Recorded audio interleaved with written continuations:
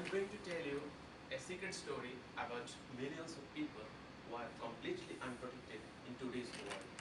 Can you guess who I am talking about?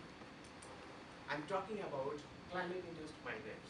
These people are being forced to leave their own homeland because of climate change and its associated disasters like sea level rise, flood, drought, and storms.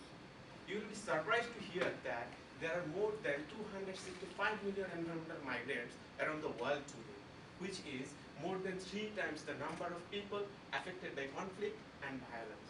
And it is predicted that this number might be increased up to 1 billion by 2050. Yes, 1 billion. And if it happens, it will be one of the most devastating scenarios in human history. Do you want to know where are they from? According to IDMC, more than 80% of the total displacement during the last 11 years occurred on our back doorsteps, more specifically in the Asia and Pacific region. I am from Southeast Asia and I have witnessed thousands of climate migrants during my master's research in Bangladesh. And I became upset seeing their miserable livelihood conditions. I also know some people from Pacific Island who displaced due to sea level rise and came to New Zealand for seeking their livelihoods on a special visa category. Actually, these people must live with two different security problems. On the one hand, they cannot live in their own homeland and are forced to leave their ancestral land because of worsening climatic conditions. And on the other hand, they cannot move to other countries easily for seeking a safer place. Because according to international law, climate migrants are not refugees and they are not covered by the UN Refugee Convention or any other international formal protection policies. In such a situation, can you imagine yourself for a few seconds as climate migrants? How uncertain their livelihoods are. So, I am here at Otago to understand more about the climate-induced migration in the Pacific and what happens to them when they come to the developed world like New Zealand.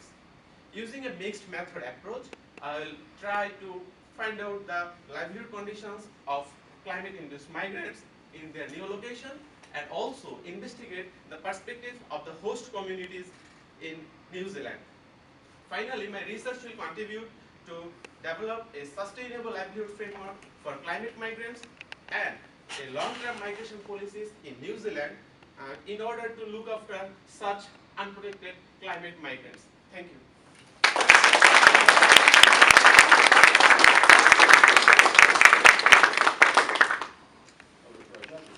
Thank you, Rajan. It's nice to see that humanities are deeply concerned about climate change because we should be.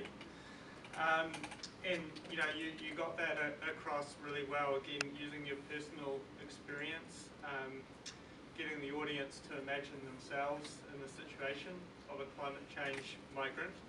I think you're reasonably early on in your research, and you balanced your presentation really well according to that, because you spent a good amount of time describing the problem, and you also spent a good amount of time explaining what you were going to do, the methods you were going to use, and also the potential policy ramifications as well at the end. So that showed to me that you had a very clear idea of where you were going. Thank you. Thank you, Rajan. I found some of those stats truly alarming, and I don't think I'm alone in that. I think you did a really good job of articulating the problem very clearly, as well as your methods and your aims. I'm super excited to see what you find and what you do with this research. So well done. Nice eye contact. You know, you engaged the audience really well, and you were able to elicit empathy, you know, as well. So that was really great. I thought that you probably could have done a wee bit more with your PowerPoint. You know, this is something that, you know, you've got plenty of time to prepare, boom, up it goes. You know, it's okay, but it doesn't sort of like grab me in the way that your speech did.